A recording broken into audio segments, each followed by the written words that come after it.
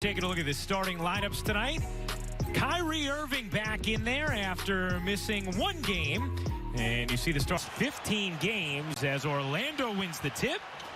Third and final meeting of the season between these teams. Brooklyn has won the first two meetings, as Michael Grady just told you about. The Nets have won 14 of 15 overall. Gordon into the paint, forced it up, and got a whistle against before returning last night. The Magic had a West Coast trip where they were down to 8 players as Harris can't rim in the three. No. There was no COVID issues. It was just purely injury that Orlando was dealing with. Vucevic, the quick turn, could just played in all 40 games, and he has been a monster.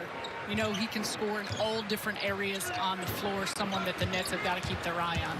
Harden flips it up and off, but gets the whistle, and James Harden will mosey to the line. 3 for 28 from 3 over the last 4 games. And yet he has dominated these games offensively. How many players in the league could shoot that poorly on that many attempts from 3 and still dominate offensively in a stretch? Gordon airballs that. Not many that I know of, especially when you look at his lines at the end of these games, and probably adds to why some of them have been so tight. Right on cue, misses from 3, but as we know, it doesn't do anything to pierce the offensive overall brilliance of James Harden. Nets played the Magic in Harden's debut back in January as Irving goes to the reverse. 9th in the league in scoring. Catch, fire, and hit from 3. Harris looking to answer, cannot. Harris came into this game shooting an even 50% from three-point range. Magic's second half of a back-to-back after a 1-point loss to the Knicks last night. On the drive, the little flip, and Jordan beats the Magic down the floor.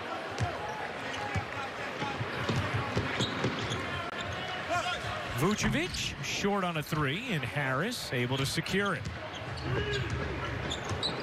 Harden around the Jordan screen. Waits, flips, why not? It's special to watch and interesting how James Harden is going to go about manipulating a defense, because even off of that play, just waiting to see what he had. Fournier. Nets have won 8 straight road games, a franchise record. Irving guarded by Randall. Behind the back, step back. Couldn't get it to drop on another smooth separation from Irving. Fournier lost it off him. To get ahead. DeAndre Jordan. Harris, nice delivery to Jordan for the... Players have come to understand as soon as Harden has the ball in his hands, regardless of where he's at on the floor, he will find you. The touch on his passes, too, is Gordon, the defender, with seemingly no effort, just a flick of the wrist. 3/4 court pass. Yeah. I mean, we're not talking about 10 feet. Irving turns it over. Already been 8 lead changes in this quarter as 31 points and 11 rebounds in the first 2 matchups. And the glass is an area that the Magic on both ends of the floor find some success. Irving fading away. That is a difficult look made.